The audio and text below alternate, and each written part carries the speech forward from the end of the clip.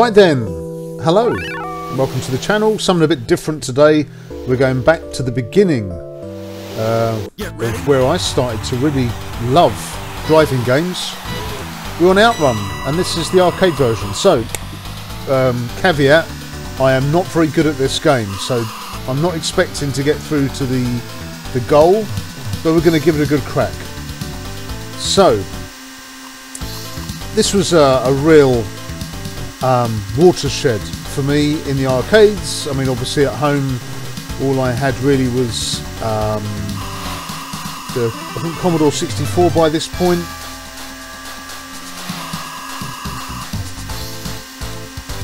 But this came out and it had the hydraulic motion vehicle you could sit in, and the graphics are just phenomenal. Very, very simple. To replicate these days, I mean, you can get an arcade perfect version on an Android phone with less memory than they would have used to make the current Windows 10 logo. But the feeling of speed with this was phenomenal. A couple of things was the use of the stripes on the ground, and these pillars, especially this stage really now, look at this, wow. This really was one of those take your breath away moments in the arcade, with the sheer sense of speed, especially being in a Ferrari. You've got the girl's hair blowing away in the wind, so everything was there to make you feel that you really were just blasting along a highway. But very simple. Look at the animation for the car, it's just a couple of frames here and there. And to get through these, you really had to be very skillful in the use of the brake. As with most racing games, it's the brake which serves you the best. Any idiot can slam their right foot to the floor and accelerate, but it's about how you use the brakes. 2 stages down. Let's go right, because left is desert and it's a bit twisty-turny. I can't remember what this is. Is it tulips or something? Yes. Flowers. Also the music, the fact you could choose your music before the start using the radio was a really new and innovative touch. Oh, get back on the effing road. There we go. And there wasn't the option to have an automatic car, you had to change gear. Granted, it was just high or low, but you had to change gear and do it strategically. So it had very simple game mechanics, but it all makes for just a fantastic driving experience.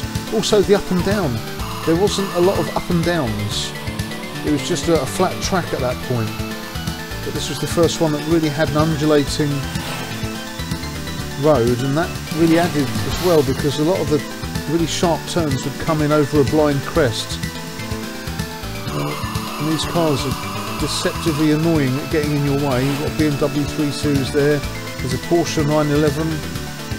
We're getting through another stage. So this is stage 4 out of 5. Not getting through with a massive amount of time, so I've got to be so careful on this one if I want to get through to the end. Oh, easy does it. Traffic is a lot heavier now, oh my word. I mean, the backgrounds that you drive past, they're very Scooby-Doo, but oh Christ, this has got loads of turns.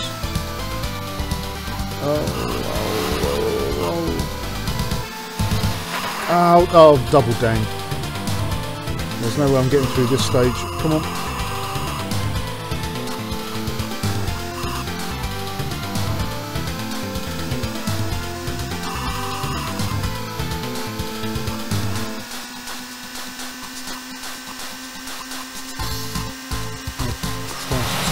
Porsches, look, you've got past those. Again, look, all the way over this crest, how steep is the banking for the turn. Now I'm stuck with a lorry. Oh, we've got, oh no, 6 seconds, we're not going to get there. We're going to run out just before. Oh man, that's a shame. We almost got to stage 5. Oh dang. I'm going to do another one.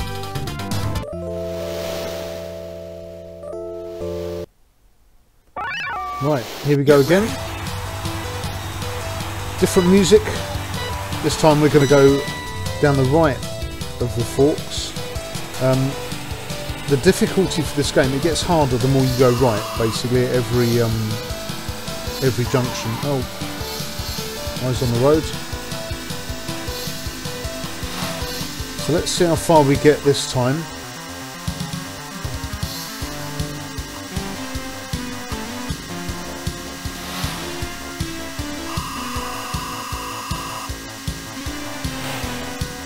So many of the home versions of this were absolutely awful, but amazingly, I mean these days, things like the Mega Drive version is perfect, so anything pre-Mega Drive, looking at the home computers, Spectrum, Commodore 64, that sort of thing. I mean the Master System version was pretty solid, considering the limitations it had.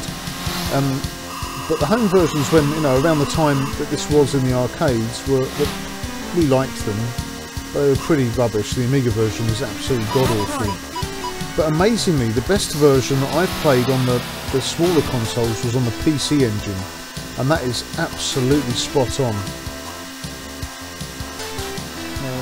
Tricky. Let's see already, it's harder this way. Now this was followed up by... Oh crap. This was followed up by Enduro Racer. And Enduro Racer I just found to be impossibly difficult.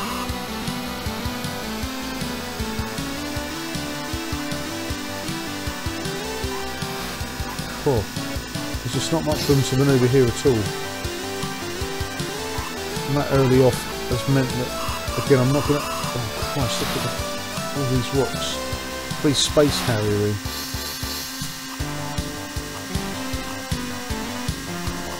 Expecting a massive woolly mammoth firing lasers out of its eyeball. Let's stay right. Can't remember what's along this one.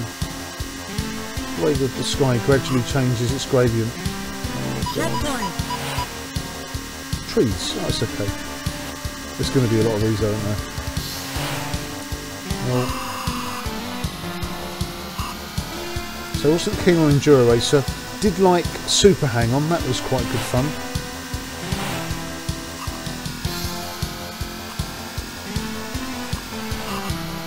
Just trying to get past. There's only 3 lanes and you've got to be really precise because the other drivers aren't always so precise.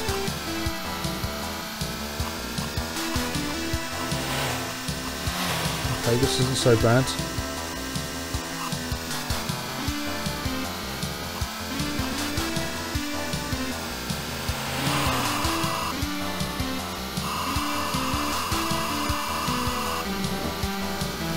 Get away from the edge of the road. We've got another fork. Stay right again.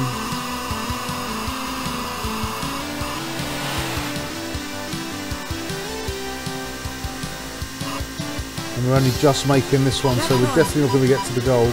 Oh my words.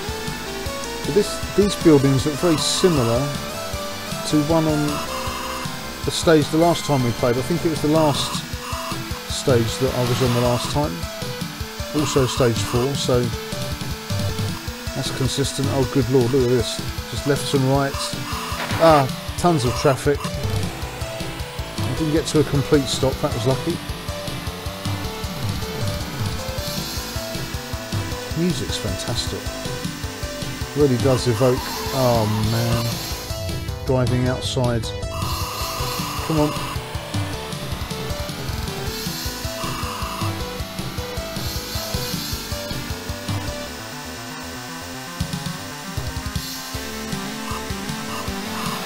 Oh, cut it away.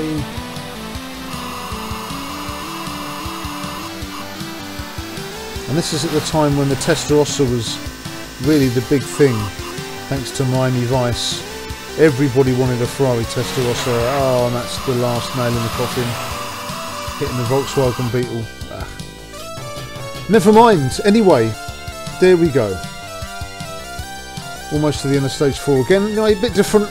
Hope you enjoyed that little bit of nostalgia, and I'll see you next time.